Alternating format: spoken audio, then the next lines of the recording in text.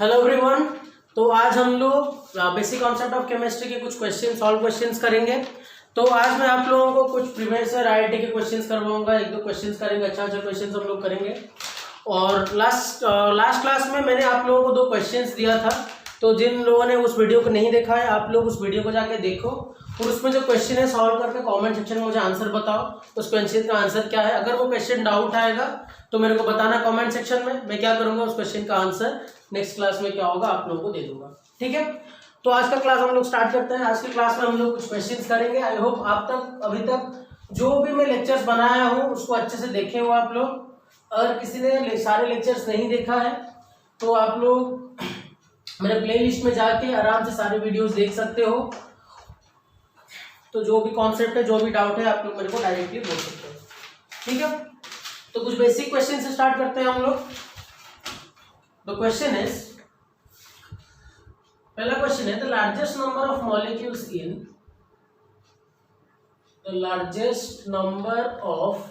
Molecules in options are 36 gram of water, option B 28 gram of carbon monoxide, option C 46 gram of ethyl alcohol, option D 54 gram of nitrogen pentoxide.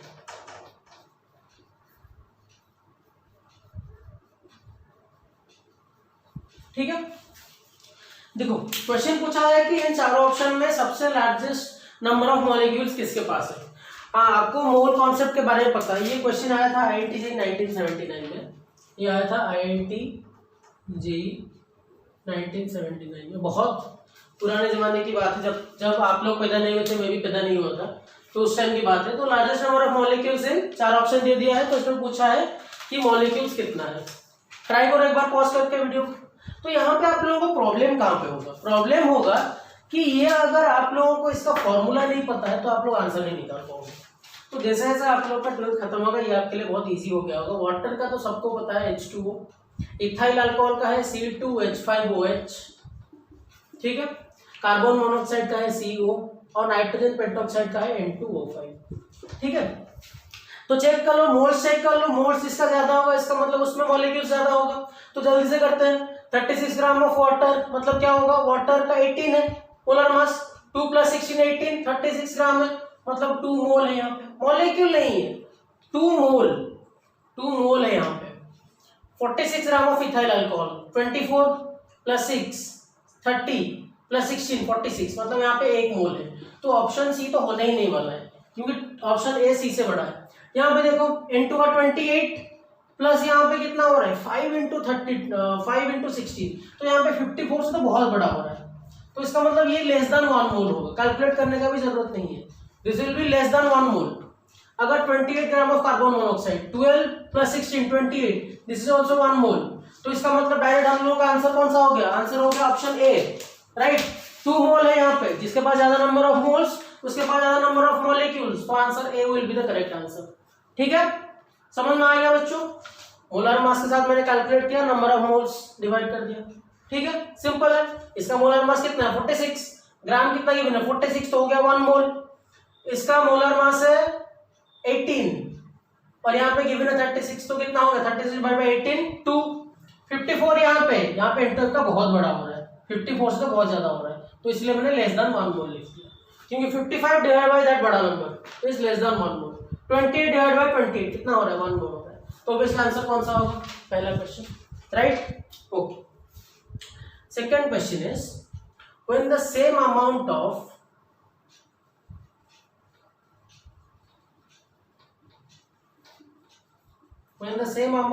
zinc is treated separately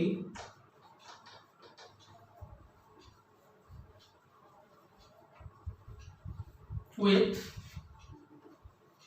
excess of sulfuric acid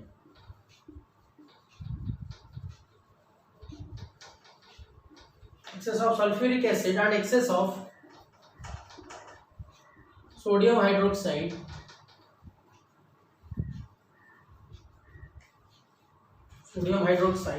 the ratio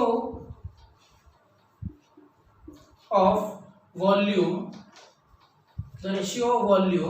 of hydrogen evolved is, और 4 option दिया है। चलो मैं option छोड़ देता हूं, आप लोग बताओ क्या होगा आंसर। ऑप्शन है 1:1, 1:2, 2:1, 9:4। पहले आंसर बताओ क्या होगा। यहाँ पे तुम लोगों का 10th क्लास का नॉलेज थोड़ा चेक होगा। 10th क्लास में तुम लोगों ने क्या क्या पढ़ा है, खुद से पॉज करो, एक बार सोचो क्या हो सकता है, क्वेश्चन को पढ़ो, फिर आंसर ट्राई करो। खुद से पॉज करके ट्राई किया, आई होप आप लोगों ने पॉज करके ट्राई किया। मैं आंसर बताता हूँ आपको। जब सेम अमाउंट ऑफ जिंक को हम लोग क्या कर रहे हैं, सेम अमाउंट ऑफ जिंक, तो मैं 2 रिएक्शन कर रहा हूँ। Same amount of zinc is treated separately, इसलिए सेपरेट कर दिया मैंने। Reacted with excess of sulphuric acid, sulphuric acid क्या है, H2SO4,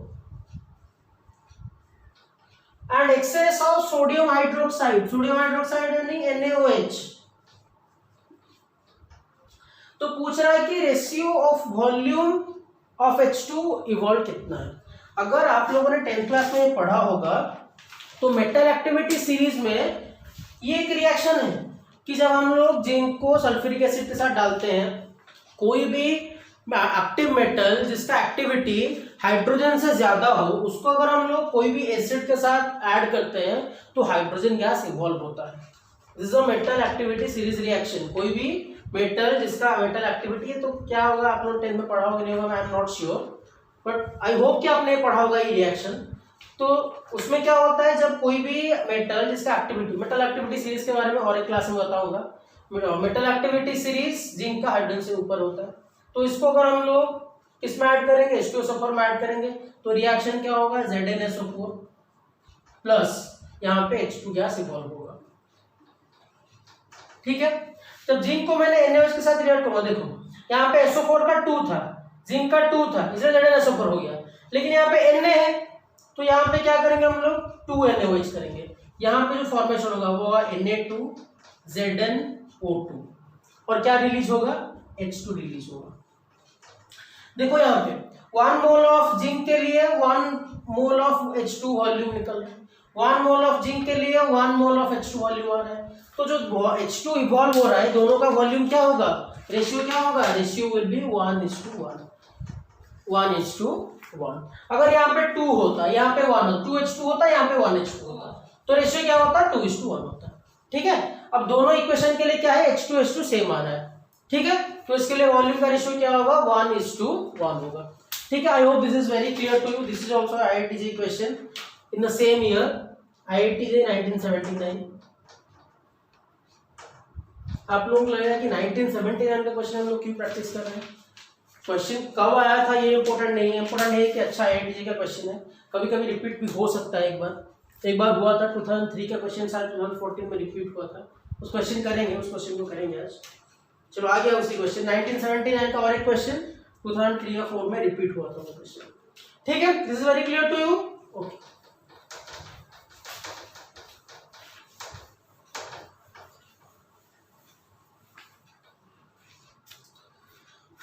क्वेश्चन है gaseous mixture contains, question number 3,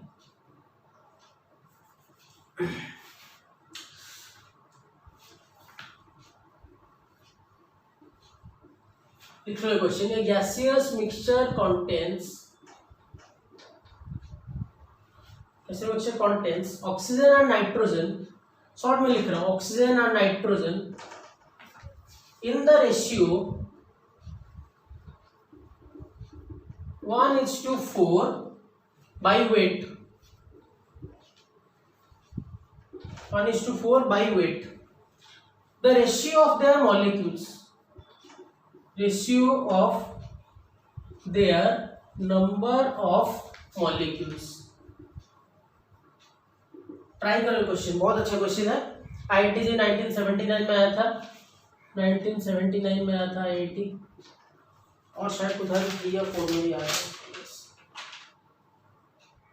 ratio masses of या IIT 2000 ये एडवांस 2014 में आया था, and IIT advance 2014, JEE advance 2014 में भी आया था ये क्वेश्चन। चलो ट्राई करो।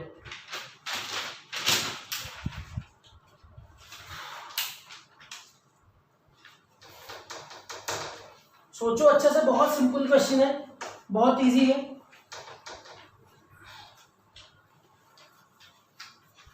ऑप्शंस दे देता हूं आप लोगों को। ऑप्शंस क्या क्या है?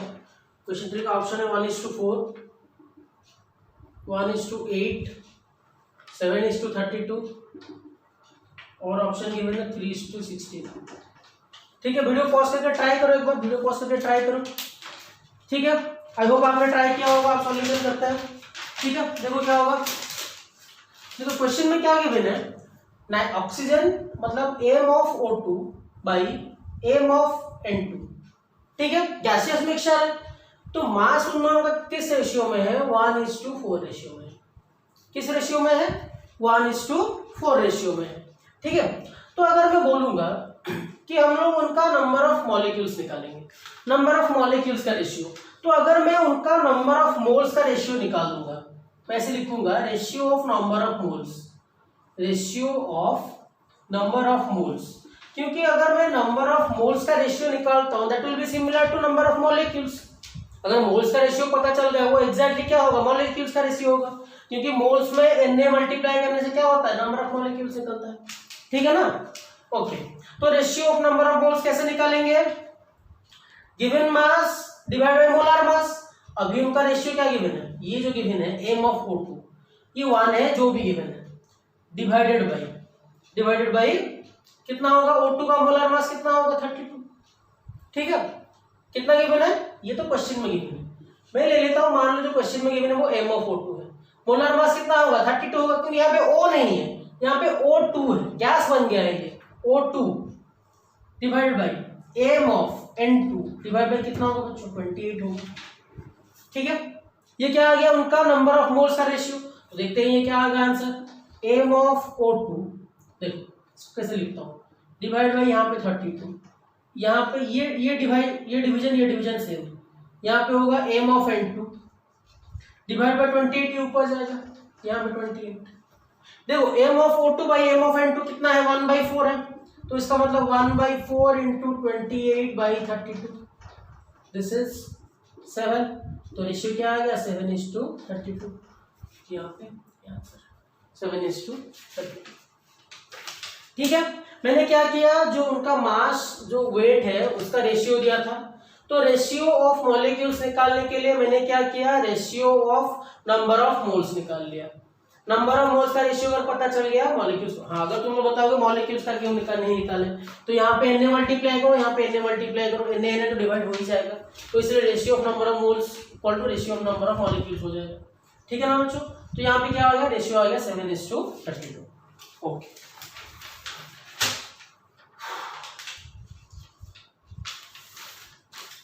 इसके बाद एक बेसिक क्वेश्चन है, डायरेक्ट क्वेश्चन पूछ देता हूँ, यहाँ पे लिख लेता हूँ क्वेश्चन पूछा है कि total number of electrons in one molecular of carbon dioxide. पूछा है कि एक मॉलिक्यूलर कार्बन डाइऑक्साइड है, कार्बन डाइऑक्साइड CO2 है, तो total number of electrons options are 22, 44, 66, 88। Try करो एक बार खुद से, एक मोल ऑफ CO2 में टोटल कितने नंबर ऑफ इलेक्ट्रॉन्स है? ट्राई करो जल्दी से, पॉज करके। ये तो 5 सेकंड का भी क्वेश्चन नहीं है, 5 सेकंड का आंसर हो जाएगा उसके अंदर। ट्राई करो, ट्राई किया बच्चों आपने? देखो कार्बन एटॉमिक नंबर 6, तो उसका नंबर ऑफ इलेक्ट्रॉन्स कितना होगा? 6। Oxygen atomic number 8, number of electrons कितना होगा? 8। एटॉमिक नंबर जितना इलेक्ट्रॉन नंबर उतना, याद होगा अगर class 10th 7th 8th 9th में पढ़ा होगा आप लोगों ने। ऑक्सीजन का कार्बन का एटॉमिक नंबर 6, ऑक्सीजन का एटॉमिक नंबर 8, तो इलेक्ट्रॉन नंबर ऑफ इलेक्ट्रॉन कितना होगा? 8 होगा। 2 ऑक्सीजन है मतलब इंटू 2, कार्बन का 6, 16 + 6 कितना होगा? 22। This is the answer, simple है, डायरेक्ट। ठीक है, तो आप लोगों को मैं एक होमवर्क देता हूँ, आप लोग 1 से 30 तक एटॉमिक नंबर्स और एटम्स याद रखो, memorise atoms, elements. Elements hydrogen, helium, lithium, beryllium, boron, carbon, nitrogen, oxygen, fluorine, neon, sodium, magnesium, aluminium, silicon, phosphorus, sulphur, chlorine, argon, potassium, calcium, scandium, titanium, vanadium, chromium, manganese, iron, cobalt, nickel, copper, zinc. ये 30 तक आपको याद रखना है, ठीक है। This will be very useful. अगर आप लोग 30 तक याद रख लेते हो तो पूरे 2 साल में आप लोगों को कोई भी प्रॉब्लम नहीं होगा, उतने तक ही आप लोगों का काम हो जाएगा अगर आप लोग 30 तक याद रखते हो। बहुत इजी है, इतना प्रैक्टिस हो जाएगा आप लोगों का, आप 10 सेकेंड में पूरा बोल सकते हो। Okay, next question number 5। When 2.76 gram of silver carbonated strongly, silver carbonate is strongly heated,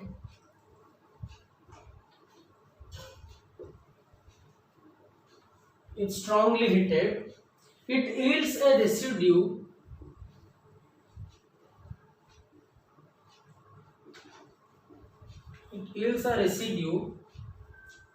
weighing, पूछा है कितना। ऑप्शंस है 2.16 gram, option B 2.48 gram, option C 2.32 gram and option D 2.64 gram. ठीक है, और सिल्वर का एटॉमिक मास गिवन है, 108। Try कर सकते हो खुद से, देखते हैं ट्राई करो, खुद से ट्राई करो। हाँ, और कार्बन ऑक्सीजन का एटॉमिक मास में नहीं, वो इजी है, कर सकते हो। तो वीडियो पॉज करके ट्राई किया आपने। रेसिड्यू मतलब क्या बच जाएगा रिएक्शन में, देखो कार्बोनेट का कंपाउंड है Ag2CO3, Ag2CO3 बनेगा। इसका फॉर्मूला कैसा, फॉर्मूला लिखना है कैसे, लैंग्वेज ऑफ केमिस्ट्री जो है, शायद मैं आप लोगों का एक क्लास लूंगा जिसमें आपको लैंग्वेज ऑफ केमिस्ट्री में एक सीरीज बनाऊंगा। तो जिन लोगों ने क्लास 10 तक लैंग्वेज ऑफ केमिस्ट्री नहीं पढ़ा है उन लोगों के लिए एक सीरीज बनाऊंगा मैं, what is language of chemistry, कैसे फॉर्मूला बनाते हैं, कैसे केमिकल रिएक्शन बैलेंस करते हैं, ये सब वगैरह। तो आई होप ये आपको पता होगा। Ag यहाँ पे 2 होगा, Ag2CO3, ठीक है, फॉर्मूला होगा ये। इसको अगर हम लोग हीट करेंगे तो क्या फॉर्मेशन होगा, 2Ag प्लस, देखो ये रिएक्शंस क्या है, धीरे धीरे आपको प्रैक्टिस करके हो जाएगा। कार्बोनेट कंपाउंड को हीट करते ही हमेशा याद रखना कार्बन गैस, डाइऑक्साइड गैस आएगा। कोई भी कार्बोनेट कंपाउंड हो, अगर हम लोग इसको हीट करते हैं मैक्सिमम केसेस में CO2 गैस आता है मैक्सिमम, और यहाँ पे आएगा हाफ O2 गैस। ये दोनों क्या होगा, गैस चले जाएंगे, बचेगा क्या 2Ag। अब इसका मास फार्मूला, ये रिएक्शन है, ये क्या है, दिस इज द रिएक्शन। अगर मैं बोलूंगा, अच्छा ये भी एक IITG क्वेश्चन है, ठीक। तो यहाँ पे क्या होगा, Ag2CO3, देखो Ag का मास गिवन है तो इसका मोलर मास कैलकुलेट करते हैं, जो बेसिक आप लोगों को बताया था मैं, ठीक है, कैसे यील्डिंग करना है यहाँ पे। तो Ag2 है, मतलब यहाँ पे 216, 2 × 108, 216 प्लस कार्बन का 12 प्लस O3 मतलब 16 × 3 48। तो ये कितना हो रहा है, 228 plus 48, this is turn out to be 276। Okay, 2 × Ag क्या होता है, this is nothing but 2 × 108, this is 216। So what we can write, if you will see, 276 gram of Ag2CO3 produces 216 gram of Ag. So what I can write here, 276 gram of Ag2CO3 produces residue of 216 gram. So this just simple becomes a simple mathematics of class 3.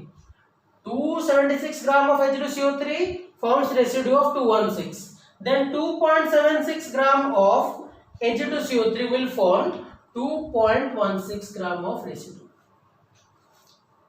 This is divided by 100, so this will be also divided by 100. So this becomes 2.16, and this is already 2.76, so this will become 2.16. Class 3 mathematics.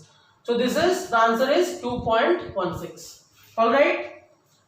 So the answer will be 2.16. The important part is this reaction. See, in this IITJ question, what you will find, The answer solving part is very easy. This is, I can say, class 3 or 2. This is class 3 or class 2 mathematics. But the part when you get this reaction, this is the actually standard. If you don't know what the reaction is, then you calculate, then you don't calculate, then you cannot calculate this part. If you don't know this part, then you cannot calculate this part. So be very specific. IIT में question होता है, हमेशा मुश्किल question होगा ऐसा नहीं है. कुछ क्वेश्चन है जो बहुत इजी, जैसे कि ये इजी क्वेश्चन है, लेकिन अगर आप लोगों को ये पता नहीं होगा तो ये क्लास 3 का मैथमेटिक्स भी कर नहीं पाओगे. Okay, so this is very simple. तो और एक क्वेश्चन करते हैं, बहुत अच्छा क्वेश्चन है.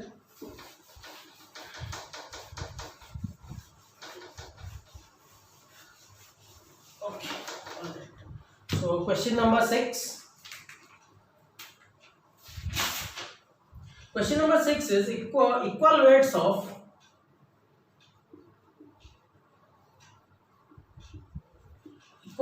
of methane and oxygen. Equal weights of oxygen and methane are mixed in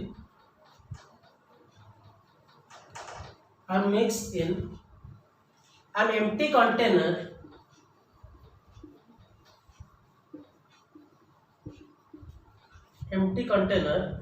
at 25 degrees Celsius. The fraction of the total pressure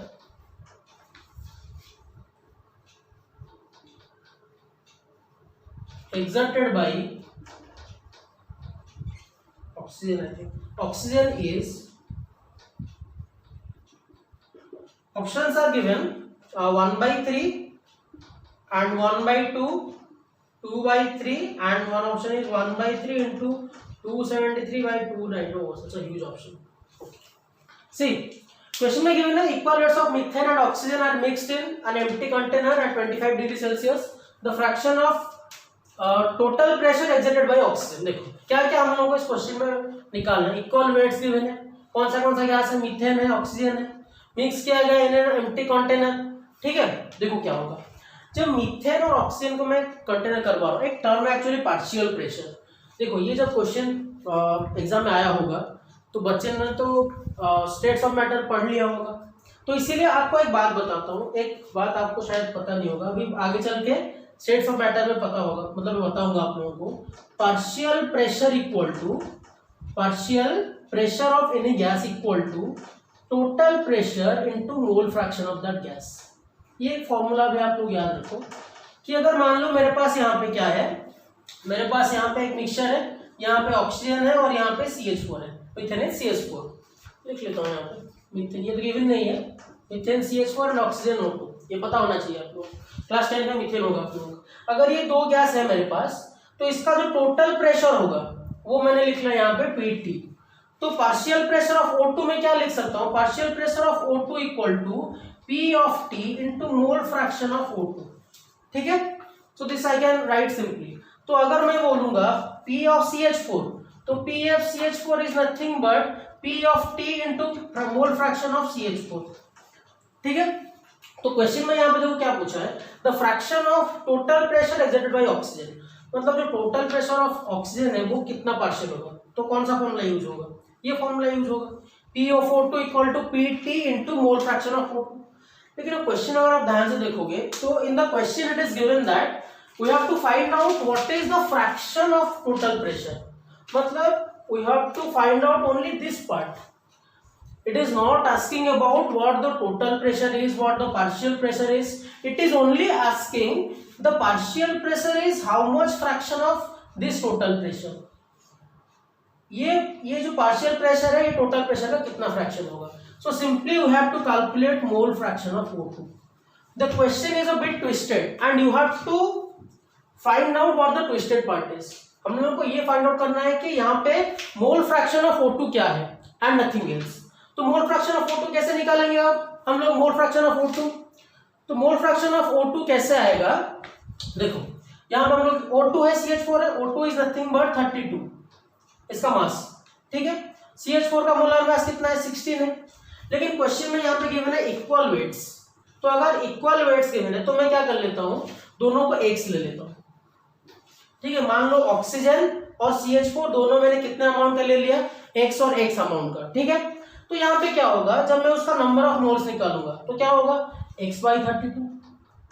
number of moles of CH4 कितना होगा, सॉरी ये होगा X, हाँ X/16, X/32 होगा oxygen के लिए, X/16 होगा methane के लिए। तो मोल फ्रैक्शन ऑफ O2 कैसे आएगा, सिंपल फॉर्मूला होगा X/32 divide by X/32 plus X/16। तो तीनों टर्म से तो X कैंसिल हो जाएगा, तो ये सिंपली ऐसा कुछ आएगा।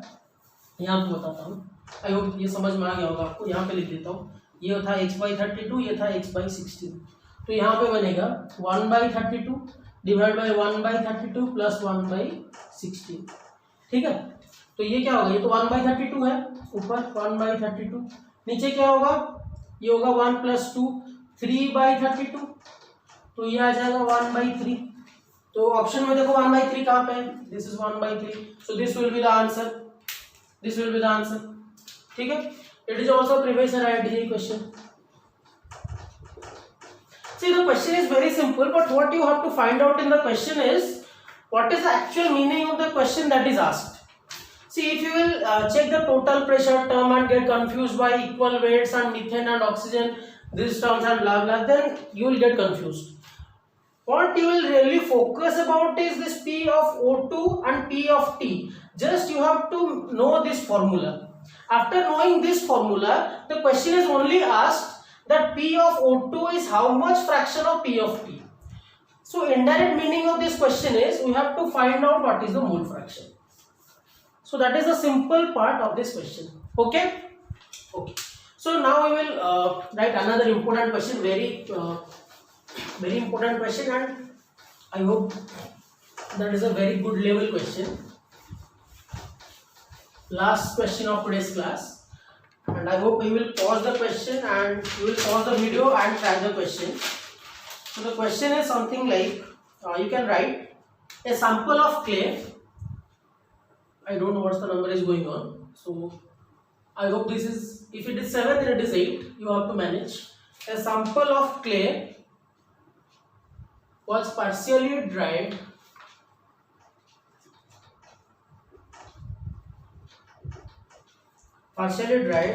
and then it contained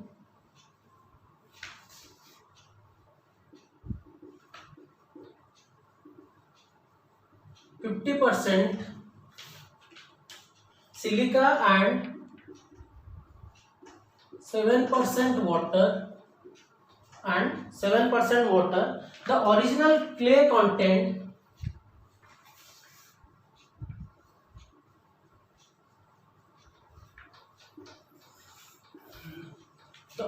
clay contained 12% H2O, 12% water, not given as H2O, 12% water. Find the percentage of silica. Find the percentage of silica in original sample.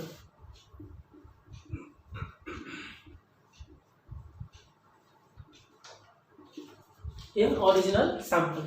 So this is also IITJ question, and it also came in AIMS also. I think it was written here, IITJ and AIMS. So you have to try this question. Just pause the video and try for a bit. This is a very basic. This is not actually a basic question. Question is a bit twisted, but still you can find out the answer if you will easily get the trick. I will tell you the trick and you will try it on your own, and you will let me know in the comment box. Okay, so I think you have tried this question. So let's point out what are the key points of this question. So there is a sample of clay, and also it is given as silica of the mass is 28, and we have to nothing deal about this part. This is a simple mathematics type question and we can solve it. See, if I will tell that original sample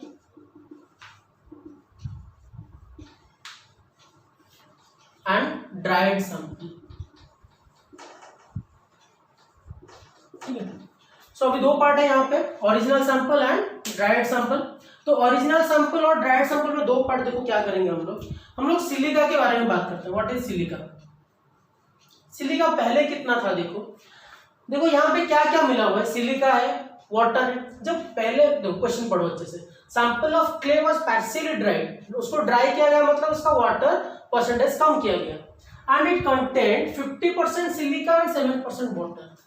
ठीक है, net content. उस time पे क्या हुआ, पहले क्या था, यहाँ पे ड्राइड सैंपल में 50% क्या था, सॉरी 50% सिलिका,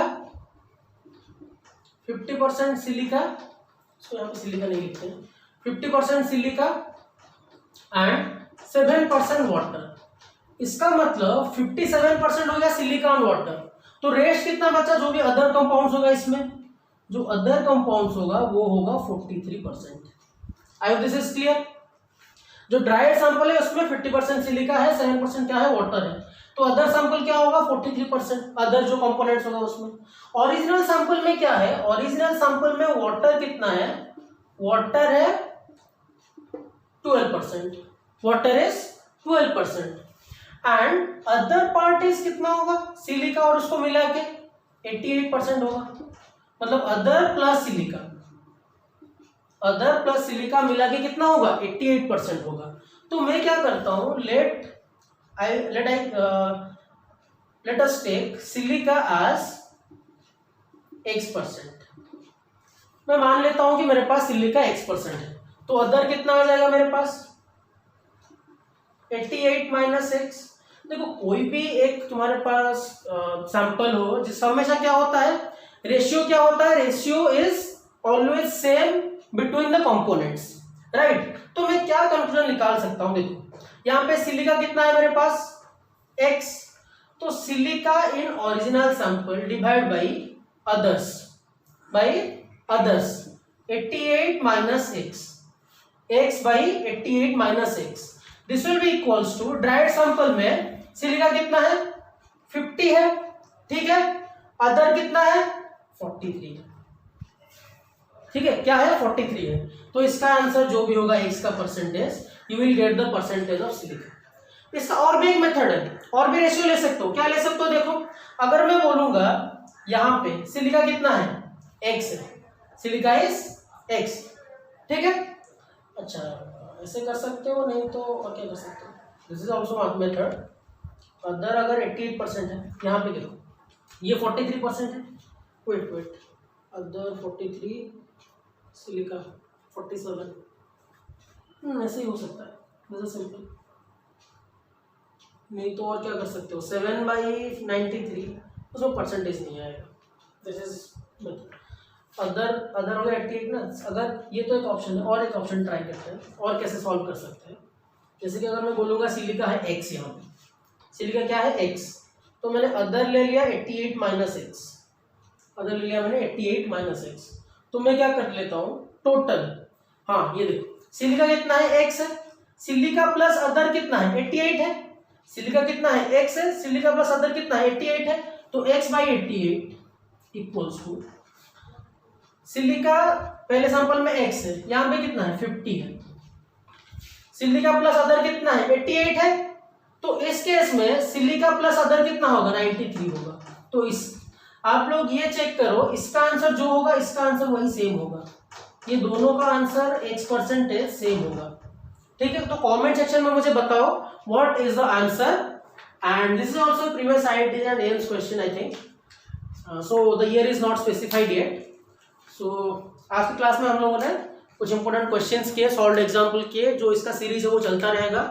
तो तभी तक आप लोग जो भी मेरे अदर वीडियोस है बेसिक कॉन्सेप्ट के, वो सारे वीडियोस को देखो अगर आप लोगों ने अभी तक नहीं देखा है। So keep watching those videos और कॉन्सेप्ट क्लियर करो, नोट्स बनाते जाओ, और जो भी अभी तक कॉन्सेप्ट में पढ़ा है इसका सीरीज तो कंटिन्यू रहेगा, तो पढ़ते रहो, मेहनत करते रहो। Have a nice day and thank you.